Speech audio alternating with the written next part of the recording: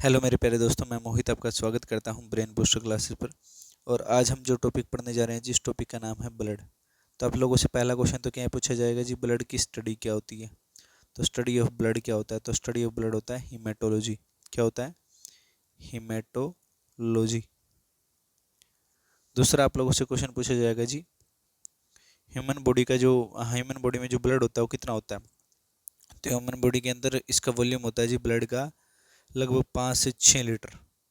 या फिर ये बोल सकते हो कि जो बॉडी का वेट है ना, बॉडी वेट बॉडी वेट का लगभग, ये लगा के चलना, 1/13 पार्ट और 7 से 8% अपने अंदर ब्लड होता है। यानी जितना बॉडी का वेट है ना, उसका ये लगा लो कि 7 से 8% पार्ट निकाल लो, समझ लेना वो तुम्हारे अंदर ब्लड होगा। ठीक है ना। यदि ब्लड की यदि बात करूँ मैं टेस्ट की या पीएच की, किसकी, या तो पीएच की या फिर ब्लड के टेस्ट की। तो ब्लड का जो टेस्ट होता है क्या होता है, साल्टिस होता है भाई, साल्टिस नेचर का होता है ब्लड। समझ गए ना। और इसका पीएच होता है जी 7.4, या फिर बोल सकते हो, आप बोलना चाहो तो बिल्कुल करेक्ट बोलना है तो 7.35 से लेकर 7.45, ये होता है मेन। तो टेस्ट ये कह सकते हो आप, या फिर ये बोल सकते हो स्लाइटली क्या होता है, एल्केलाइन होता है भाई आपका कौन, ब्लड। समझ गए ना। ये स्पेशली आपको याद रखना है। अब यदि बात करता हूँ जी, कलर क्या होता है ब्लड का, कलर ऑफ ब्लड। तो ब्लड का कलर क्या होगा, तो ब्लड का कलर जो होता है आर्टरीज में, तो क्या होगा जी, आर्टरीज में लिख लो आप ब्राइट रेड। आर्टरीज में जो ब्लड का कलर दिखेगा आपको कैसा होता है, ब्राइट रेड रहता है यहाँ पे। और वेंस के अंदर क्या होता है जी, वेंस के अंदर डार्क रेड होता है। वेंस के अंदर डार्क रेड, बट हाँ याद रखना, वेंस के अंदर दिखता कैसा है, ब्लू कलर का। ये दिखता है, होता नहीं है। समझ गए ना बात को, स्पेशली आप लोगों को ये बात याद रखनी है। अब अगली बात करते हैं जी कंपोजिशन की। Composition of blood. तो ब्लड जो होता है वो दो पार्ट से मिलकर दो पार्टों का कंपोजिशन है। एक तो है आपका, यदि पढ़ा जाए तो आप लोगों ने पढ़ा होता थोड़ा बहुत। फर्स्ट पार्ट है जी ब्लड प्लाज्मा, और दूसरा पार्ट है जी सेलुलर एलिमेंट्स, जिसमें आपकी आरबीसी डब्ल्यूबीसी वगैरह आ जाती हैं जी। आगे पढ़ेंगे इनको, एक एक करके पढ़ते हैं इनको।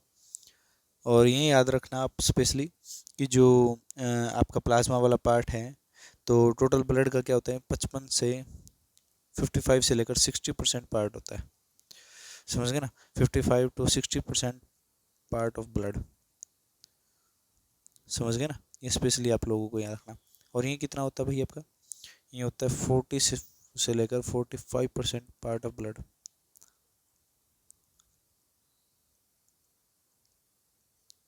ये स्पेशली आप लोगों को ये बात याद रखनी है।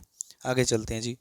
अब हम स्पेशली किसको पढ़ने जा रहे हैं जी, ब्लड प्लाज्मा को पढ़ने जा रहे हैं। किसको पढ़ने जा रहे हैं जी, ब्लड प्लाज्मा। किसको पढ़ने जा रहे हैं, ब्लड प्लाज्मा, जो कि एक फ्लूइडी पार्ट है। कैसा पार्ट है, फ्लूइड पार्ट। कैसा पार्ट है जी, ब्लड प्लाज्मा एक फ्लूइड पार्ट है। ठीक है ना। ये लाइट येलो कलर का होता है, मतलब येलो कलर है जिसका। और वो किसकी वजह से किसकी प्रेजेंस की वजह से है, तो एक बिलरुबिन सब्सटेंस की प्रेजेंस की वजह से।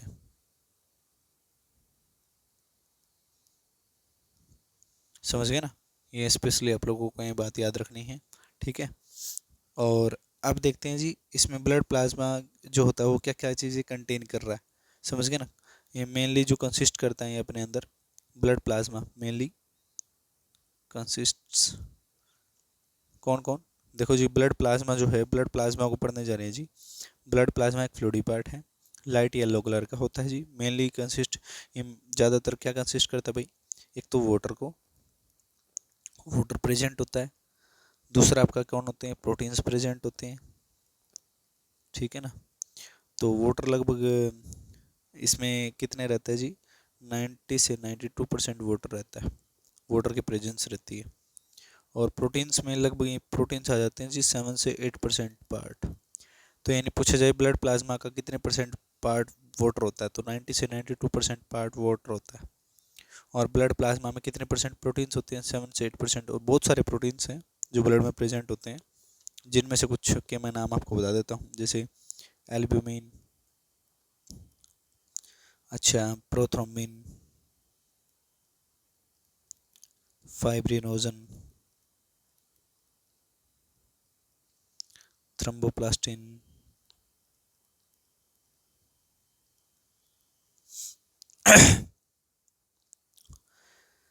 ग्लोबिन, हेपेरिन, बहुत सारे प्रोटीन प्रेजेंट होते हैं जी आपके ब्लड के अंदर। जैसे एल्ब्यूमिन जो होता है ज़्यादा प्रेजेंट सबसे ज़्यादा यही है, सबसे ज़्यादा ये पूछा जाए ना कौन सा होता है, तो सबसे ज़्यादा यही प्रेजेंट होता है, ठीक है ना। और ये ब्लड क्लोटिंग फैक्टर वाले प्रोटीन्स हैं, ब्लड क्लोटिंग में हेल्पर, ब्लड क्लोटिंग में हेल्प करने वाले। ब्लड क्लोटिंग क्या होती है जी, ब्लीडिंग को रोकना, समझ गए ना, प्लेटलेट्स के हेल्पर होते हैं। और ग्लोबिन से आपको पता ही होगा, हीमोग्लोबिन वाला पार्ट सभी ने सुना होगा है, तो हीमोग्लोबिन को बनवाने में इसी की हेल्प होती है। हेपेरिन को हम एंटीकोगुलेंट प्रोटीन बोलते हैं, क्या बोलते हैं, एंटी कोगुलेशन लिख लो, एंटीकोगुलेशन प्रोटीन। मतलब कि अपनी बॉडी में कभी भी खून को जमने नहीं देता, बॉडी में खून को जमने नहीं देता, खून को जमने नहीं देता, ब्लड फ्लो बनवाता है, ब्लड फ्लो में हेल्पर। स्पेशली आप लोगों को ये बात याद रखना है, ठीक है ना भाई। आप लोगों को ये पता लग गया होगा कि मेनली ब्लड प्लाज्मा में क्या क्या चीज़ें होती हैं। ब्लड प्लाज्मा में ये फ्लूइडी पार्ट होता है मेनली, इसमें वाटर, प्रोटीन्स, ये दो चीज़ें प्रेजेंट होती हैं। थोड़ा बहुत और चीज़ें भी होती हैं जी ब्लड प्लाज्मा में। यदि मैं तीसरे नंबर पर यदि बात करूँ ब्लड प्लाज्मा में क्या होता है, और एक मिनट दीजिएगा बस, ब्लड प्लाज्मा में इनऑर्गेनिक साल्ट्स भी प्रेजेंट होते हैं, इनऑर्गेनिक साल्ट्स भी प्रेजेंट होते हैं। जैसे कि आप एग्जांपल ले सकते हो NaCl का, sodium chloride, NaHCO3, sodium bicarbonates, ये भी प्रेजेंट होते हैं भाई। अगला अदर सब्सटेंस थोड़े बहुत और प्रेजेंट होते हैं, यदि मैं बात करूँ तो थोड़ी और चीज़ें भी होती हैं भाई ब्लड में। इनऑर्गेनिक साल्ट लगभग 1% हिस्से में आ जाते हैं भाई, कितने परसेंट हिस्से में आ जाते हैं, 1% हिस्से में आ जाते हैं। अदर सब्सटेंस थोड़े बहुत ही हैं, जो परसेंटेज बच गई, जो थोड़ा बहुत है वो कौन आ जाएगा जिसमें, glucose, amino acid, amino acid हो गया, हॉर्मोन्स हो गए, और यूरिया वगैरह हो गया। ये सभी चीज़ें प्रेजेंट होती हैं अदर सब्सटेंस के तौर पे, ठीक है ना। हाँ, अब एक नोट बना के जरूर लिख लेना जी, क्या बना लेना, एक नोट, और नोट के अंदर एक चीज़ लिखना, जो ब्लड प्लाज्मा होता है, जो ब्लड प्लाज्मा होता है, इसमें से किसको, फाइब्रिनोजन प्रोटीन को, फाइब्रिनोजन, फाइब्रिनोजन प्रोटीन को यदि रिमूव कर दें, ये पार्ट यदि रिमूव कर दिया जाए,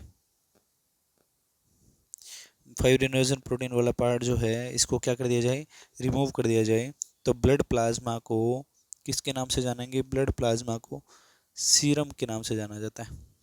किसके नाम से, सीरम। तो ब्लड प्लाज्मा को सीरम बोलेंगे भाई, आप स्पेशली इस बात को भी याद रखना है, ठीक है ना। तो ब्लड प्लाज्मा के बारे में ये बात स्पेशली आप लोगों को याद रखनी है। ब्लड प्लाज्मा एक फ्लूइडी पार्ट, लाइट येलो कलर का होता है, ब्राइट सब्सटेंस होता है सॉरी, बिलरुबिन सब्सटेंस की वजह से होता है। Mainly consist water, proteins, inorganic salt और अदर सब्सटेंस। अब वाटर 90 से लेकर 92% है, प्रोटीन 7 से 8% हो गया, इनऑर्गेनिक साल्ट में आ गए, अदर सब्सटेंस में सारी चीज़ें आ गई, ठीक है ना। स्पेशली आप लोगों को ये बात याद रखनी है।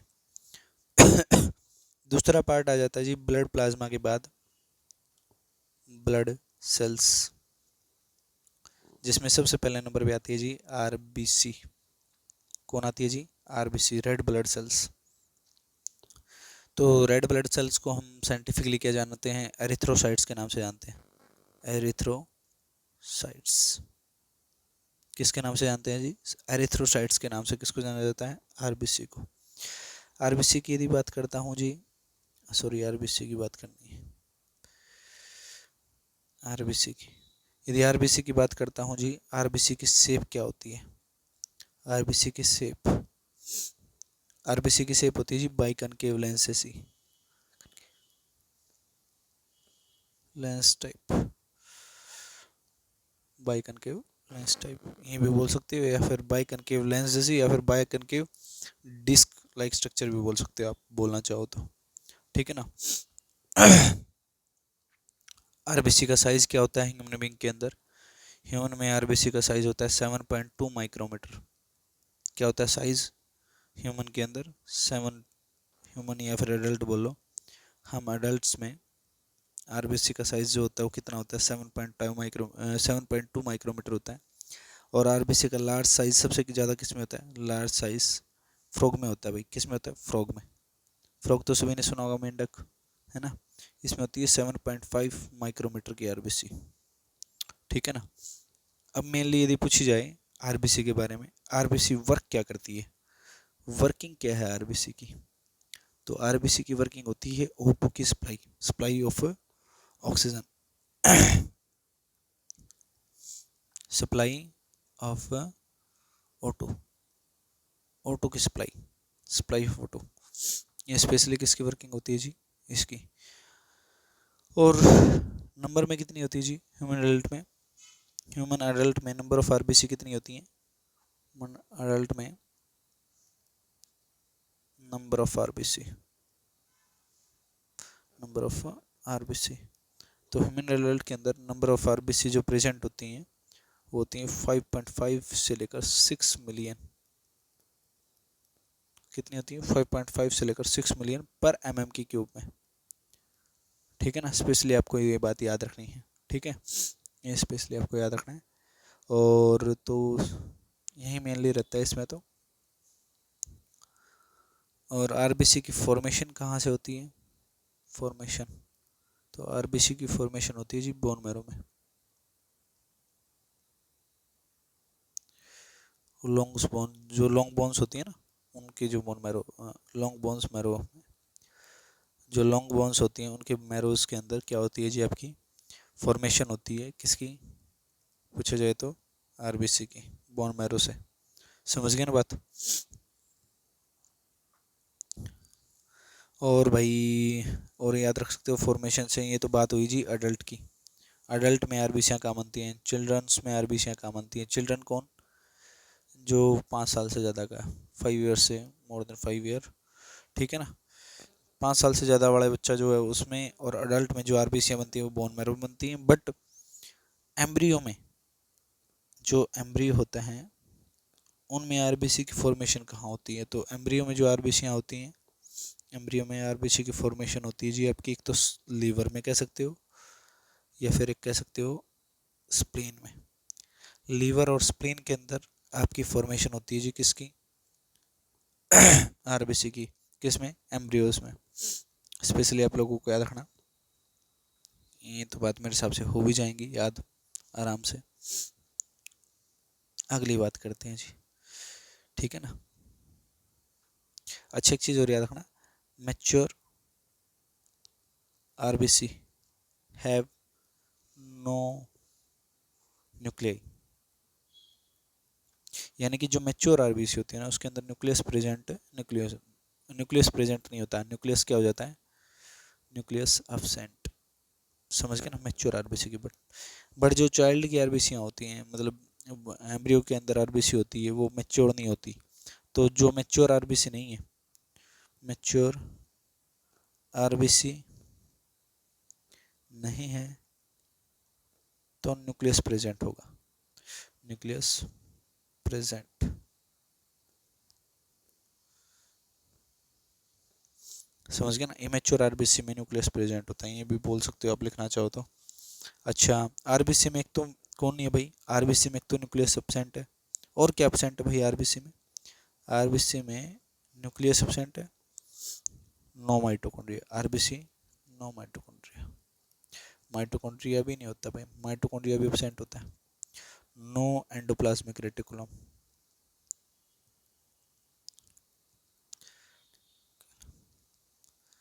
क्यूलम।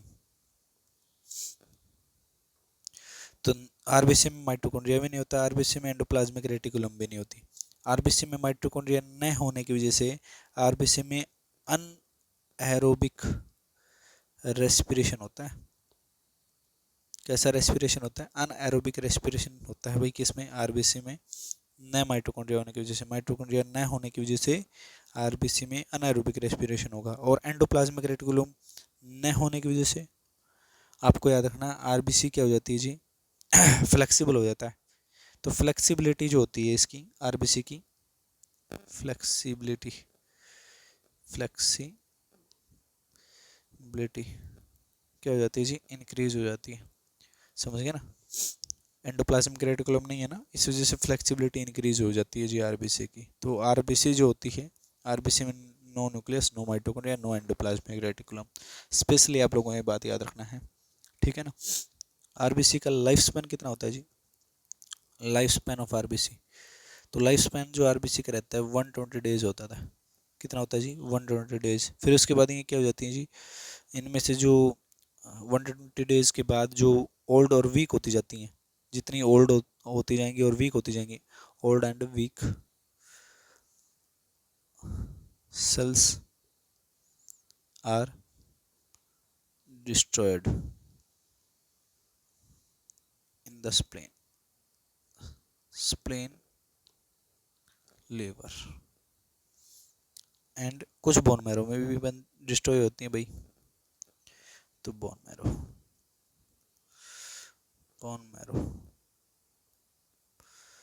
तो जो ओल्ड और वीक आरबीसी होती जाएंगी या फिर जो भी सेल्स ओल्ड और वीक होती जाएंगी वो डिस्ट्रॉय होकर स्प्लीन में क्या हो जाती हैं? स्टोर हो जाती हैं जी। और स्प्लीन को इसी वजह से क्या बोलते हैं?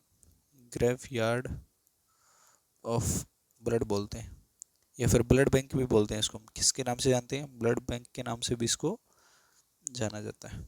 समझ गए ना? स्प्लीन को स्पेशली याद रखना, स्टमक के पास प्रेजेंट होता है नियर बाय स्टमक, ठीक है ना? स्टमक के पास प्रेजेंट होता है जी कौन? स्प्लीन। और आपको बता देता हूँ मैं थोड़ी सी एक बात और, लगभग अप्रोक्सीमेटली अप्रोक्स लगभग 20 लाख जो होती हैं आरबीसी आर डिस्ट्रॉय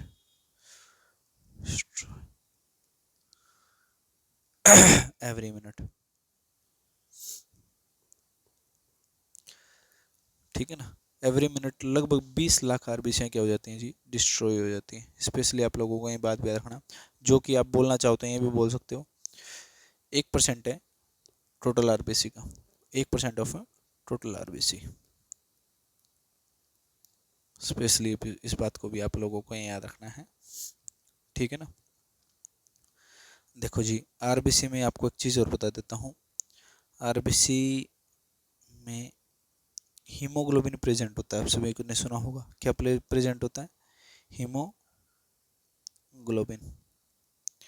और हीमोग्लोबिन प्रेजेंट होता है, हीमोग्लोबिन क्या करता है? Haemoglobin present in RBC and provide red colour. तो हीमोग्लोबिन जो प्रेजेंट होता है आरबीसी के अंदर वो क्या करता है जी? रेड कलर प्रोवाइड करवाता है आरबीसी को। स्पेशली याद रखना। अच्छा, एक चीज़ और बता देता हूँ, एक आरबीसी में लगभग 270 million HB haemoglobin molecules present होते हैं। समझ गए ना बात को? स्पेशली आप लोगों को याद रखना है, एक आरबीसी में 270 मिलियन हीमोग्लोबिन मॉलिक्यूल प्रेजेंट होते हैं। याद रख लोगे? हीमोग्लोबिन की वर्किंग पूछी जाए तो क्या बोलोगे? हीमोग्लोबिन की वर्किंग होती है जी carry of oxygen, O2। Oxygen को कैरी करने का काम किसका? स्पेशली याद रखना, O2 को कैरी करने का काम होता है जी हीमोग्लोबिन का। स्पेशली आप लोगों में बात करना, ठीक है ना? ऑक्सीजन को कैरी करना। अच्छा और क्या पढ़ोगे भाई, हीमोग्लोबिन कितना होता है अपने अंदर, हीमोग्लोबिन है कितना, 15 ग्राम होता है जी पर 100 ml में, पर 100 ml ब्लड में 15 ग्राम, ठीक है ना, इन मेल्स में, मेल्स के अंदर इतना होता है जी। अच्छा मैंने आरबीसी लिखवा दी कितनी होती है अपने अंदर, शायद लिखवा दी मैंने, हाँ लिखवा दी। तो हीमोग्लोबिन कितना होता है, 15 ग्राम पर 100 ml इन मेल, मेल में होता है जी, फीमेल में थोड़ा सा 12 से 13 ग्राम हो जाता है जी पर 100 ml ब्लड में, इन फीमेल, फीमेल के अंदर। और किसकी कसर रहेगी भाई, अच्छा चाइल्ड में कह लो या एम्ब्रियो में कह लो भाई, बच्चों में कह लो, 17 ग्राम से लेकर स्टार्टिंग होती है और 22 ग्राम तक होता है पर 100 ml ब्लड में, स्पेशली याद रखना। ये हीमोग्लोबिन हो गया जी, ठीक है ना। और तो क्या याद रखने लायक हो गया भाई, हाँ ये बात याद रख सकते हो, एक जो हीमोग्लोबिन होता है वो अपने साथ O2 को बॉन्ड करता है, बॉन्ड करता है, और एक हीमोग्लोबिन मॉलिक्यूल के साथ एक Hb मॉलिक्यूल के साथ 4 O2 क्या होती हैं जी, बॉन्डेड होती हैं। स्पेशली ये बात याद रखना, एक हीमोग्लोबिन मॉलिक्यूल के साथ 4 O2 बॉन्डेड रहती हैं, स्पेशली आप लोगों को ये बात याद रखनी है। और एक एक ग्राम हीमोग्लोबिन, 1 ग्राम हीमोग्लोबिन लगभग 1.39 ml O2 को क्या करता है जी, कैरी करता है, समझ गए ना। 1 ग्राम हीमोग्लोबिन मोलिक्यूल लगभग 1.39 ml O2 को क्या करता है जी, कैरी करता है। स्पेशली आप लोगों को ये बात याद रखनी है। हो जाएगा मेरे हिसाब से, तो यहाँ तक तो आ गया होगा समझ में, हीमोग्लोबिन हो गया।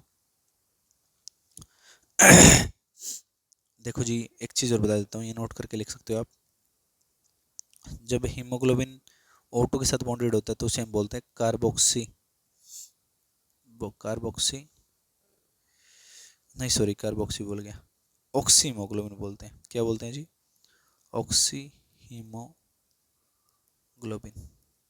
और जब हीमोग्लोबिन क्या होता है जी, हीमोग्लोबिन कार्बन मोनोऑक्साइड के साथ बॉन्डेड होता है, कार्बन मोनोऑक्साइड के साथ बॉन्डेड रहेगा तो ये बनाएगा जी कार्बोक्सी हीमोग्लोबिन, कार्बोक्सी हीमोग्लोबिन यानी कि HbCO, ठीक है ना। और याद रखना, एक स्पेशली याद रखना कि कार्बन मोनोऑक्साइड के लिए स्ट्रॉन्ग एफिनिटी होती है किसकी, हीमोग्लोबिन की, स्ट्रॉन्ग एफिनिटी किसके लिए होती है, यानी कि हीमोग्लोबिन जो होता है वो ज़्यादातर किसके साथ जुड़ना पसंद करता है, ज़्यादातर कार्बन मोनोऑक्साइड के वजह के साथ। तो यानी कि सेंसिटिव होता है ज़्यादा कार्बन मोनोऑक्साइड के लिए, न कि ऑक्सीजन के लिए। ऑक्सीजन के लिए कम सेंसिटिव होता है, कार्बन मोनोऑक्साइड के लिए ज़्यादा सेंसिटिव होता है, जल्दी से कैच कर लेगा। और ये आपका जो कार्बोक्सी हीमोग्लोबिन बना है, ये आपका एक ऐसा पार्ट बन जाएगा जिसकी वजह से आपकी डेथ होती है। तो हीमोग्लोबिन का कार्बन मोनोऑक्साइड के साथ जुड़ना, हीमोग्लोबिन का कार्बन मोनोऑक्साइड के साथ जुड़ना कहीं ना कहीं नुकसान वाला काम है, ठीक है ना, स्पेशली आप लोगों को याद रखना। और आप लोगों ने सुनी होगी CO कहाँ से निकलती है, तो CO के बारे में आपको मैं थोड़ा सा बता ही देता हूँ, ठीक है ना। ये पॉइजनिंग गैस होती है ना, क्या होती है, पॉइजनिंग, अरे क्या हो गया लिखा क्यों जा रहा, पॉइजनिंग में, पॉइजनिंग में causes death due to furnaces furnaces furnaces burning in small room without ventilation, लेशन, वेंटिलेशन। सीधी बात ये कह रहा है, ये कह सकता हूँ भाई मैं, CO कार्बन मोनोऑक्साइड पॉइजनिंग तो होती है, इसकी वजह से डेथ हो सकती है यदि हम क्या करते हैं, फर्नेंस, मतलब इंगिट्ठी होती है ना घरों में, उसको यदि हम जला लेते हैं, समझ गए ना, किसी भी स्मॉल रूम के अंदर विदाउट वेंटिलेशन, यानी कि बंद कमरे में यदि फर्नेंस को क्या कर दिया जाए, यूज़ कर लिया जाए, और तो याद रखना है बहुत ज़्यादा पॉइजनिंग हो जाती है, क्योंकि ये अपने अंदर चल जाती है और हीमोग्लोबिन के साथ मिलकर क्या बना देती है जी, कार्बोक्सी हीमोग्लोबिन बना देती है, जो एक पॉइजनिंग काम हो जाता है जी, पॉइजनस वाला पार्ट बन जाता है और डेथ हो जाती है। स्पेशली आप लोगों को ये बात याद रखनी है, ठीक है। अगली बात करते हैं जी। जो पीपल जो होते हैं हाइट पे होते हैं, यानी कि हिल स्टेशंस पर होते हैं, हिल स्टेशंस पर आरबीसी जो होती हैं वो क्या हो जाती हैं जी, इंक्रीज हो जाती हैं, ठीक है ना। हिल स्टेशन पे आरबीसी इंक्रीज होती हैं, और स्लीपिंग टाइम पर आरबीसी जो हो जाती हैं डिक्रीज हो जाती हैं, क्योंकि हम अपनी बॉडी वर्क नहीं कर रही होती है, या हम दौड़ रहे होते हैं, खेल रहे होते हैं, उस टाइम पर आरबीसी क्या हो जाती हैं जी, इंक्रीज होती हैं। समझ गए ना बात को। तो यानी वर्किंग करने दौरान या फिर हिल स्टेशन पर जाने पर आरबीसी क्या हो जाती हैं, बढ़ जाती हैं, क्योंकि वहाँ O2 का लेवल क्या हो जाता है जी, डिक्रीज हो जाता है। O2 लेवल क्या हो जाता है जी, डिक्रीज, O2 लेवल डिक्रीज हो जाता है इसी वजह से। और स्लीपिंग टाइम पर आरबीसी इंक्रीज हो जाती हैं। और याद रखना अपनी बॉडी में आरबीसी कब कम होती हैं, एक चीज़ और याद रखना, जो आपको मलेरिया सुना होगा आप, मलेरिया मलेरिया मलेरिया का एक प्रोटोजोआ होता है, वो हमेशा आपकी आरबीसी पर इफेक्ट डालता है, प्लाज्मोडियम। प्लाज्मोडियम सीधा इफेक्ट डालेगा किसके ऊपर, आपकी आरबीसी पर इफेक्ट, और आरबीसी क्या हो जाएंगी जी, आरबीसी डिक्रीज, आरबीसी क्या हो जाएंगे जी, डिक्रीज। समझ गए ना।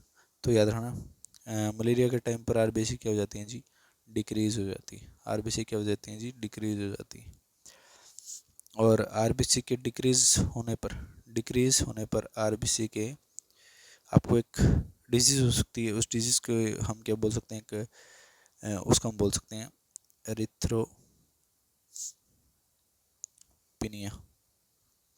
तो आरबीसी के डिक्रीज को हम एरिथ्रोपिनिया बोलते हैं, और आरबीसी ज़्यादा बढ़ जाए तो, ज़्यादा इंक्रीज हो जाए तो, आरबीसी यदि ज़्यादा इंक्रीज हो जाते हैं तो उसे हम बोलते हैं पॉलीसेंथेमिया।